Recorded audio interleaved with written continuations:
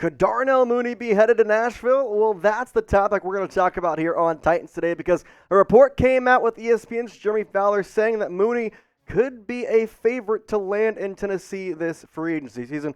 We'll give you the entire report along with someone else who could potentially be joining the Titans in 2024. But I asked the question before we get started here on Titans today: would you like the Titans to sign wide receiver Darnell Mooney? I want you to type Y for yes or type N for no. Let me know down in the comments section, would you like to see Mooney in Nashville? Well, here's your chance. Y for yes, N for no.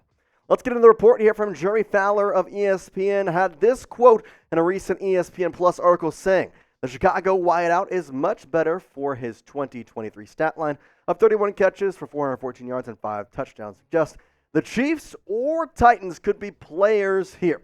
Now I'm going to start with this. I like what Darnell Mooney brings to the table because I think Fowler hit it on the nose.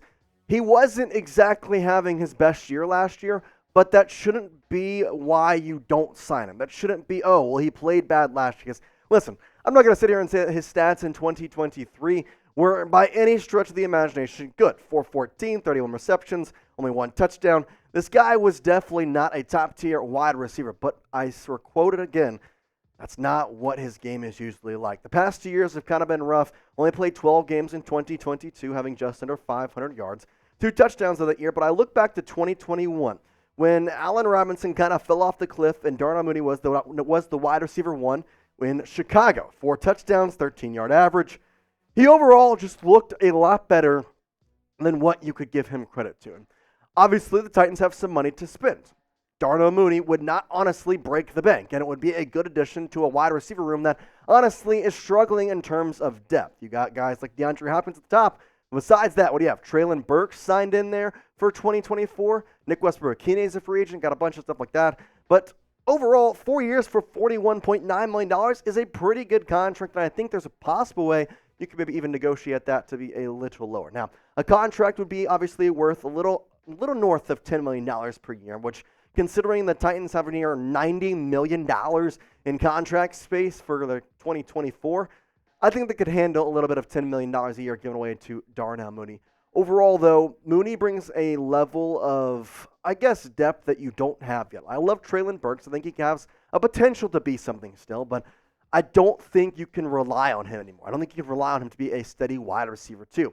You need to try and bring up somebody who could potentially come in and be an actual wide receiver, too. If you're not going to sign a guy like Marquise Brown, Michael Pittman Jr., Calvin Ridley, this is a guy to go get. You put D-Hop in a position where he's wide receiver 1 still, but you have him a little bit of, I guess, somebody taking the load off him in some ways. And Darnell Mooney has a lot of positives that I think have yet to be explored, especially in Tennessee. I really think he could flourish with Will Levis as his quarterback.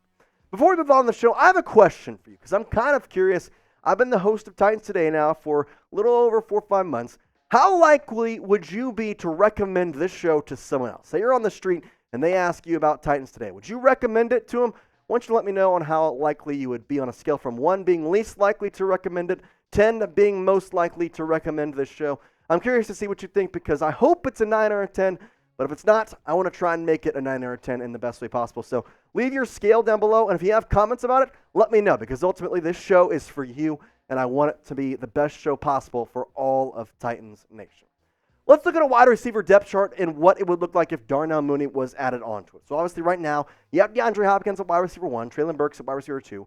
Westbrook-Ikhine was wide receiver 3 this past year. Obviously, he is a free agent and potential to not play in Tennessee in 2024. But then you add in Darnell Mooney, who could be wide receiver 4, could potentially be wide receiver 2. There's a lot of ways this really wide receiver room could kind of unfold in itself. Also, Kyle Phillips down there, I think he is an untapped talent that could really be a force to be reckoned with in the near future. Now, I say this all saying that if they sign Darnell Mooney, if they signed a wide receiver, unless it's Michael Pittman at this point, with the Mike Evans news being him agreeing to a contract extension, I kind of see them drafting a wide receiver on top of what they have already been able to accomplish.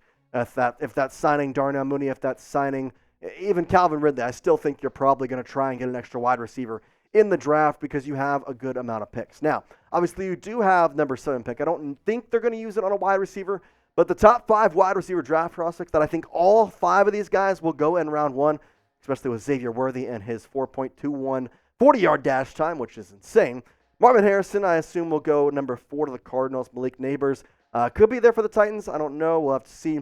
Odunze, I believe, will be there for the Titans should they want him. Brian Thomas Jr. and then Xavier Worthy. Those are the top 5 wide receiver draft targets post-Combine. And speaking of the Combine, obviously right now we know the Titans' main initiative is to get up their offensive line.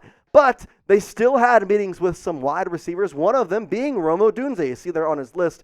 He actually talked about his meeting with the Titans at the Combine.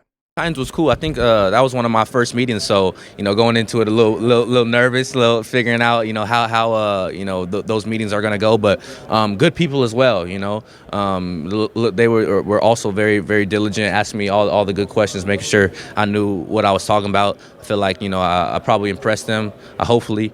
So it was another good meeting. Now, I do think that either one of those guys and D-Hop would be an electric combo, having Rome, having Malik. I think overall it would be a really, really fun time. In fact, it was funny because they actually were talking about the potential for D-Hop to play with Rome Odunze. And Rome, well, he had some quotes to talk about that.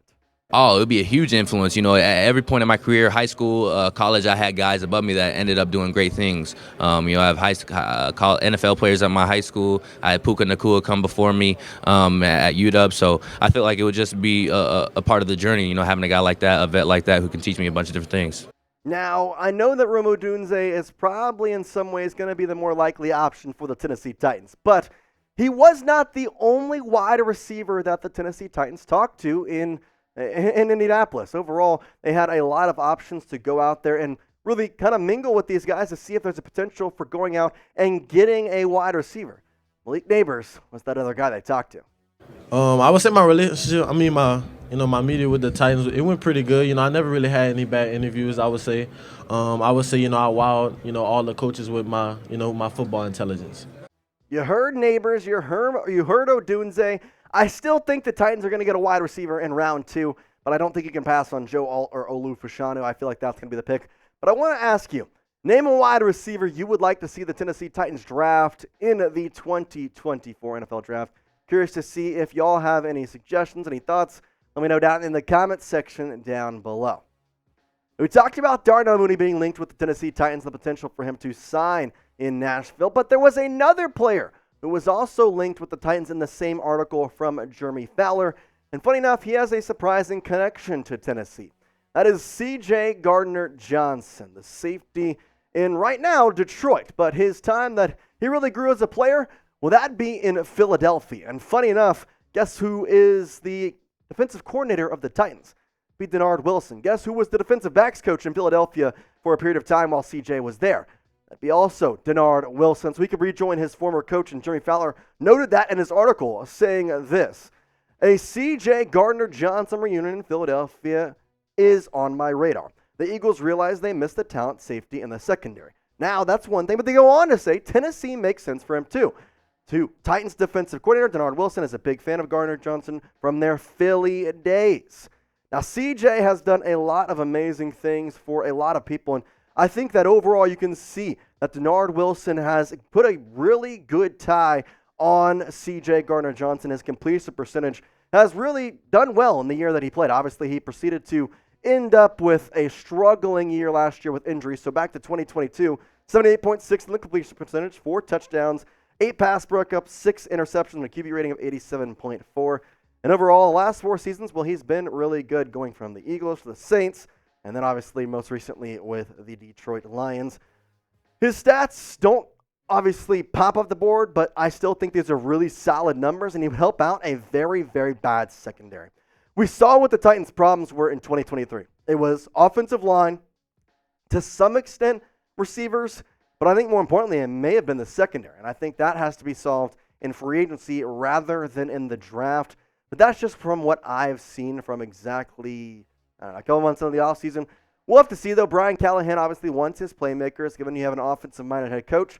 Maybe they take a little bit of an offensive kind of eye into this offseason. They get wide receivers, they get tight ends, they get a bunch of other people instead of trying to figure out the secondary. We appreciate you watching here on Titans Today, so make sure you're hitting that subscribe button because we're putting out videos about the Titans all season, news, rumors, and the latest on everything out of Nashville. So hit that subscribe button, youtube.com/Titans Today, or scroll down, little red subscribe button, press that red button. I'd certainly appreciate it. Plus, it's going to help grow one of the fastest growing Titans communities on YouTube. We appreciate you, and say it with me, Titans fans, tighten up and peace out.